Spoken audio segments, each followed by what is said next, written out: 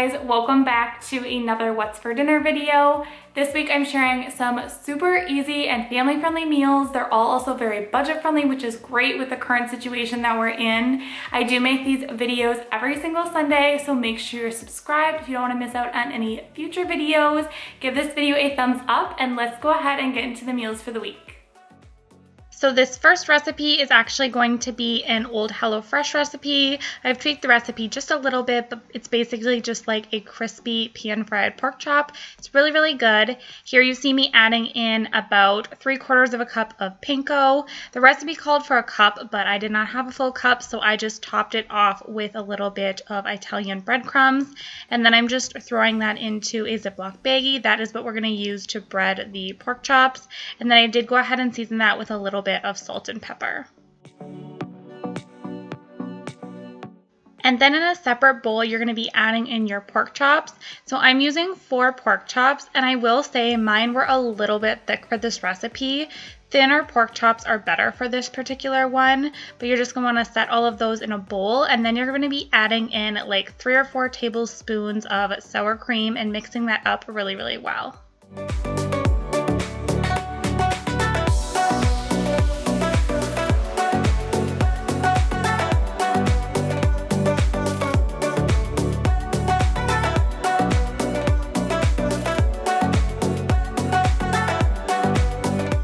Set those pork chops aside, and then I did decide to add a little bit of extra seasoning. In the original recipe, they had just like a seasoning packet in there. So here I'm just kind of making up my own. I did some garlic powder, some onion powder, and then I also did a little bit of chili powder. It was pretty good. I will say I think next time I will add a little bit more salt, but I wasn't 100% sure what they had in that original seasoning packet from the HelloFresh recipe. So I just kind of winged it, and it did come out really, really good. And then you're just going to throw all of your pork chops into that Ziploc bag. You could coat them like on a plate or something, but it's so much easier to just throw everything in a bag and shake it up together. Think of it like a shake and bake. If you have ever used those, you can get them at the store, but just think of it like that, and you want to make sure everything is really well coated. And I am going to be pan frying these pork chops. So here you see me just heating up a little bit of vegetable oil over a medium heat. And then once that's nice and hot, go ahead and add in your pork chops. Now I cooked mine for quite a while. I didn't time them. I would say probably about 6 minutes at least on each side, if not more. You're going to want to make sure and temp them to make sure that they are done. And like I said, you kind of want to use a thinner pork chop. Mine were a little bit thicker just because it's what I had in my freezer. But that is about it for frying up these pork chops. I wanted to keep the side super simple and just nice and light since we were having some fried pork chops and we weren't like crazy hungry, so I didn't want to do any sort of carby side. So I just kept it really simple with a nice little side salad, and I wanted to make sure and use up these fresh veggies before they went bad. So that is what you see me doing here.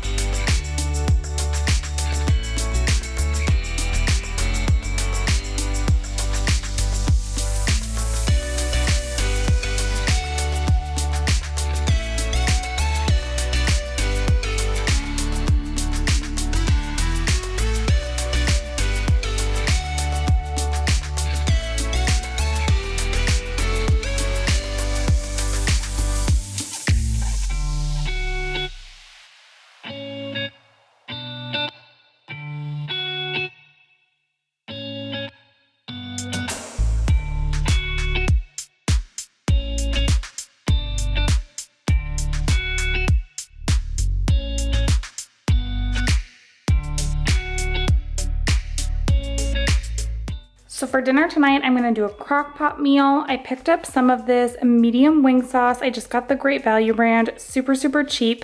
I've been seeing everyone make these buffalo chicken wraps and they just look really good. So this is gonna be my take on it. I think I'm gonna do probably like maybe 1/3 of a cup in here with the 2 chicken breasts. I'm gonna do a little bit of garlic powder and then probably like a tablespoon of this ranch seasoning mix. I'm just gonna throw it in the crock pot and let it cook on high this afternoon and see how it turns out. I think it should be pretty good and it'll be super easy. So I'm gonna do that right now.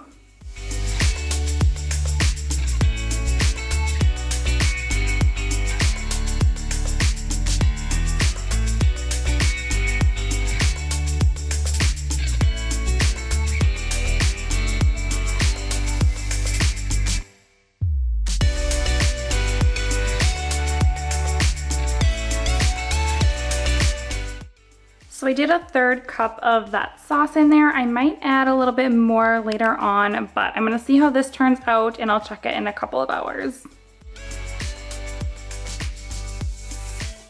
So here's the chicken after about 4.5 hours. It's falling apart, totally done. So I'm just gonna take out my little hand mixer and shred it all up.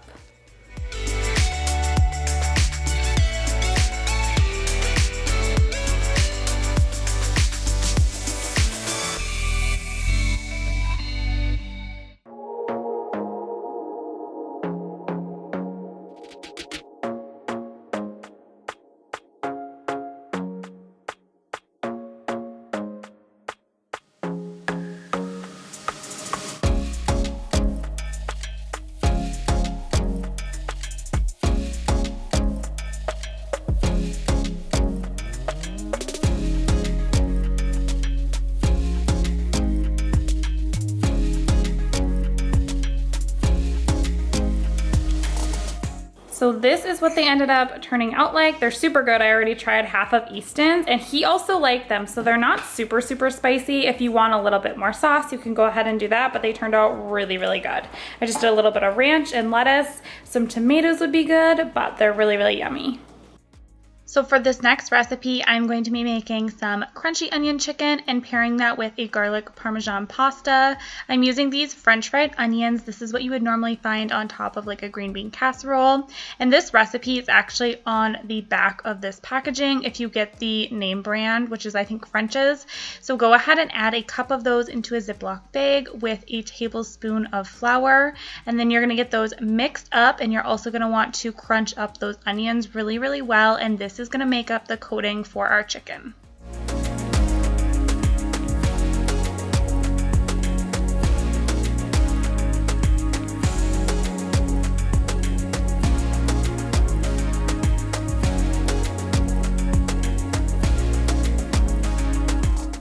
Spray a baking dish with a little bit of your favorite oil and then go ahead and whisk up 1 egg that is going to go right onto your chicken.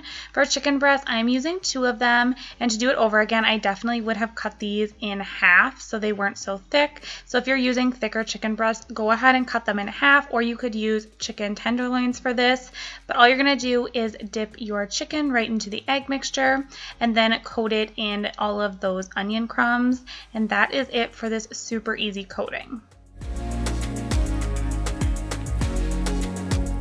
I completely forgot to get an after shot of what this looks like when it came out of the oven, but I'm going to have the whole recipe linked down below. You're just going to throw it into a 350-degree oven for anywhere from like 20 to 40 minutes. It's really just going to depend on how thick your chicken is. Mine took about 40 minutes, but I had really thick chicken breasts. If I had cut them in half, I definitely would say do them for like 20 minutes and then check the internal temperature. And to go with my onion chicken, I'm just making some Parmesan garlic noodles. This is a really easy side to make. I'm just taking 3 teaspoons of olive oil and 3 tablespoons of butter and melting that all together in a saucepan. Once that's completely heated through, I'm adding in a big scoop of minced garlic. You can use jarred or regular cloves of garlic minced up. It is totally up to you, and you're going to cook that for about a minute. Once that is completely warmed up and the garlic is starting to brown just a little bit, you're going to add in about half a teaspoon of salt and then a 1/4 teaspoon of pepper and get that all combined. And then you're going to be adding in 3 cups of chicken broth and bring that to a boil. Once that's boiling, you're going to be adding in your noodles. The recipe that I used, I will have linked down below, but it called for about half a box of angel hair pasta, but all I had was this thin spaghetti, so that is what I used. And you're just going to cook it according to the instructions on the back of the box.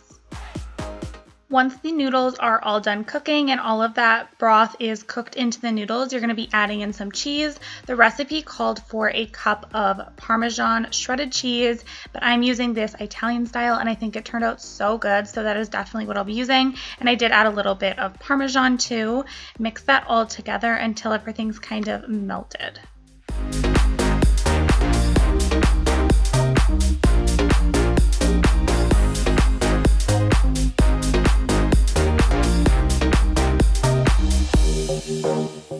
And then you're just going to add in about 3/4 of a cup of either half and half or whole milk. I just used whole milk because we had that on hand. And then you're just going to mix that all together. And I did throw a lid on and let it sit for about 5 minutes or so before serving. And I did top it with a little bit more salt and pepper, as well as some dried parsley.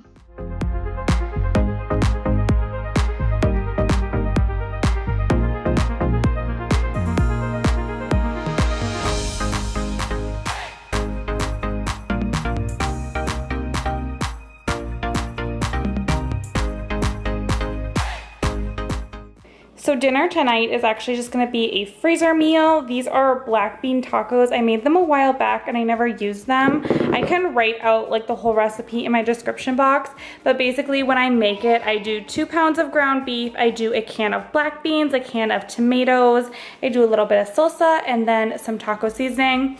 Like simmer them all together, and then I just divide it into 2 freezer bags, and that is what's in here. And I'm just going to throw it right into this pot and get it warmed up. This is exactly why I like to have freezer meals. I just haven't been feeling well today, so I'm just doing a really, really quick and easy dinner.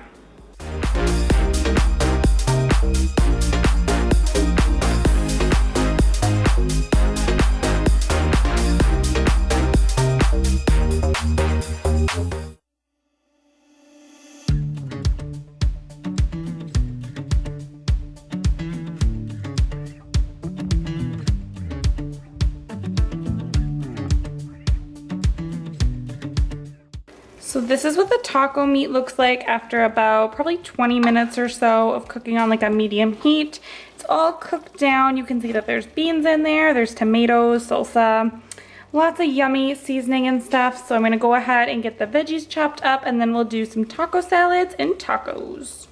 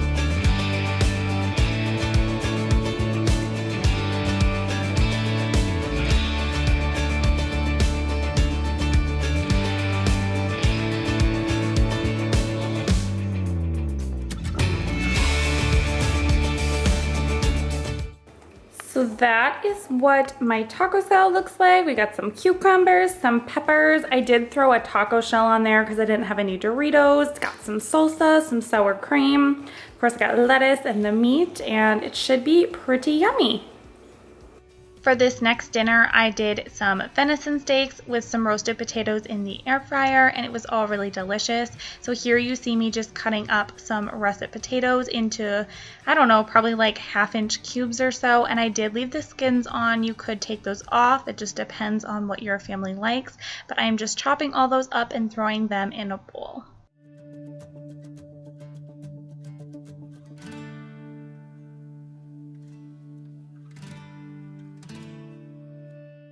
And then to season these potatoes, I'm just keeping it really simple. I did a big drizzle of olive oil, and then I added some salt, pepper, garlic powder.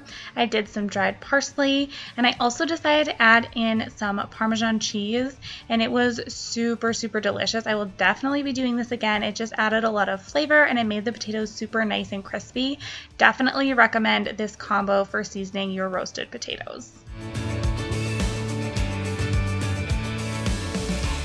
And then I just threw these into our air fryer. I think I had it on, I want to say 400 degrees. And I think in total it took right around like 30-ish minutes, give or take a little bit. But you could definitely do these in the oven too if you don't have an air fryer. And then to cook up my venison steaks, I'm just heating up a little bit of olive oil and adding in my venison. I probably did about 2 pounds of this. We have seriously so much venison steak on hand from when my husband was hunting this fall, so I've been just trying to use that up. If you have any good recipes for venison, go ahead and leave them for me. I would love to try out some new recipes. I have a hard time being creative with venison, so I always get stuck on just having plain steaks. But I am just seasoning those up with a little bit of Worcestershire sauce as well as a little bit of garlic powder, and then I'm just cooking everything through.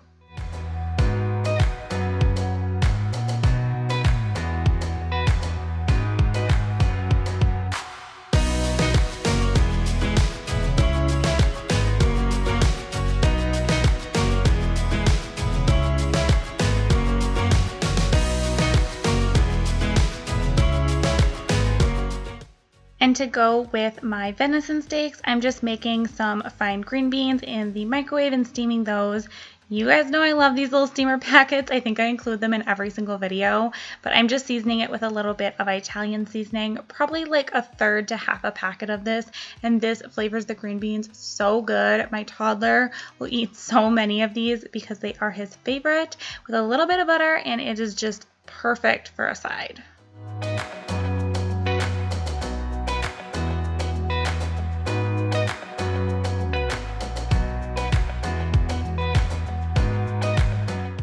For the last meal this week, I am making some chicken Parmesan, and you know that I shared this recipe not too long ago, but this is what we decided to actually make for Easter this year. It's just a family favorite of ours. So you're going to start off by whisking up a couple of eggs, and then you're also going to be doing about a half a cup of flour onto a separate plate, and then on a third plate, you're going to be doing about 3/4 of a cup of Italian breadcrumbs, and just throwing that on there. This is going to be for your coating for your chicken Parmesan, and then you're going to need about half a cup of Parmesan cheese, as well as about a teaspoon of salt and half a teaspoon of black pepper. And you'll also want 1 heaping tablespoon of dried parsley, and then just mix all of that together until you're ready to coat your chicken.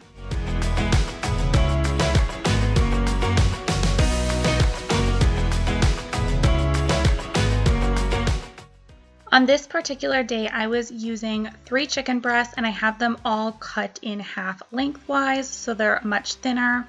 And then you're just going to coat it in the flour, the egg mixture, and then straight into your breadcrumbs. You do want to get a really nice coating, and this is going to make so much delicious flavor for your chicken.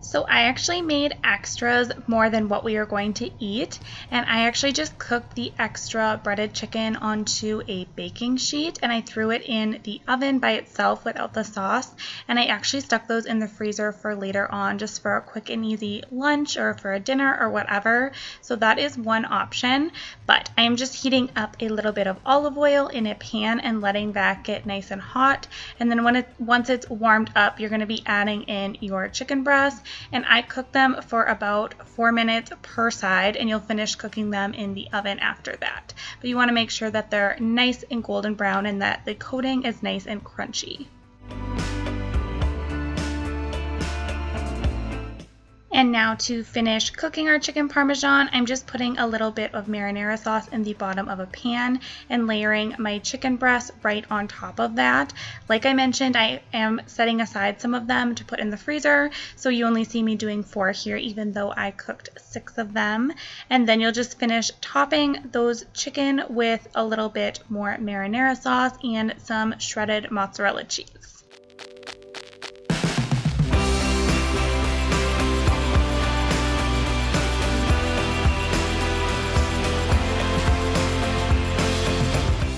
And then you're going to throw this into a 350-degree oven for, I think mine took right around like 20 to 25 minutes. You just want to temp your chicken and make sure that that's cooked all the way through and that your cheese is all melted. Well, that is it for this What's for Dinner. I hope that you enjoyed it and that I gave you some meal ideas and inspiration for your week. Go ahead and hit that little subscribe button if you have not already. Give this video a thumbs up, and I will see you guys next time. Thanks so much for watching. Bye.